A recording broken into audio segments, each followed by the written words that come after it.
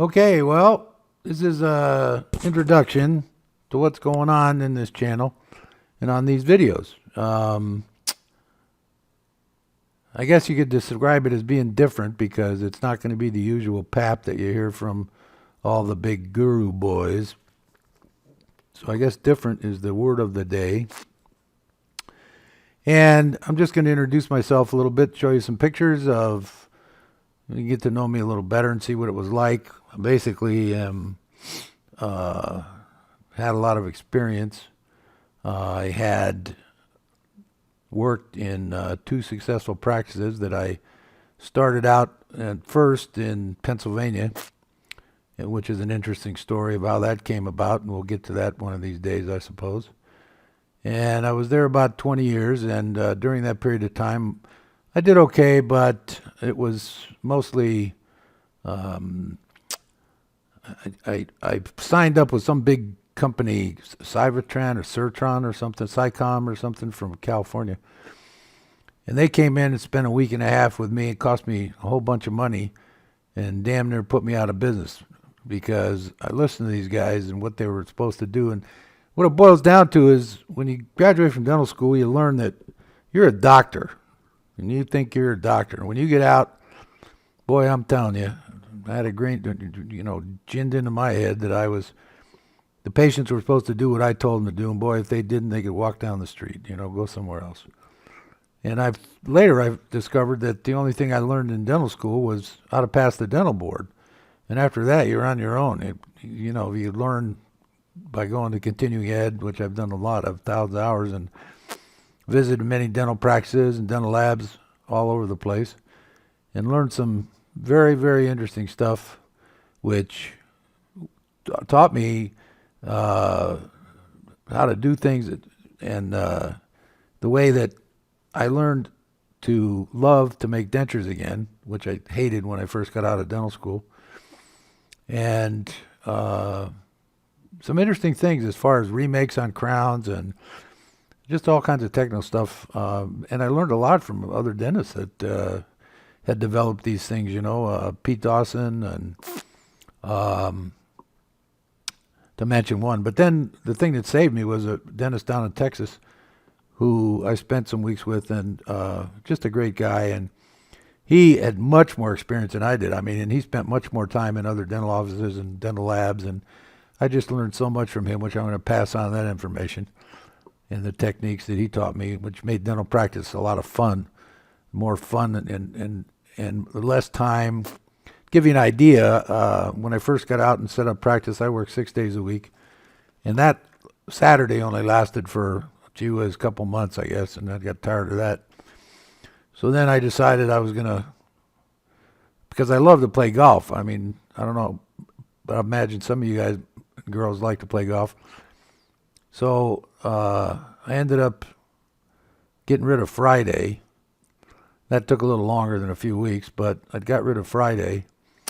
And then when I did that, my schedule actually got down to being, I worked 2 longer days, which was about 8 in the morning till, I don't know, 5 at night, something like that, on Monday and Wednesday. And then on Tuesday and Thursday, I worked about 8 to 12, and then I went and played golf. And I played golf about 5 days a week. And of course, that interfered with a lot of home life, I guess. And I've been married more than once, which we'll get into maybe probably some of those stories.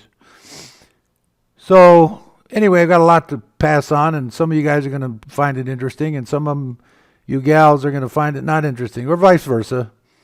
So I also want to introduce some of my family so you get to know me, because I had an interesting childhood, and then when I grew up in South San Francisco, California, in a house in one of the first developments that ever was put out there by the Dolger brothers. For some reason, I remember that name. And there's a picture. Well, here's a picture of my granddaughter. She's about 9 months old now, and just a picture of her just when she sat up first time for herself. And here's a picture of me in my first dental office, in the office there.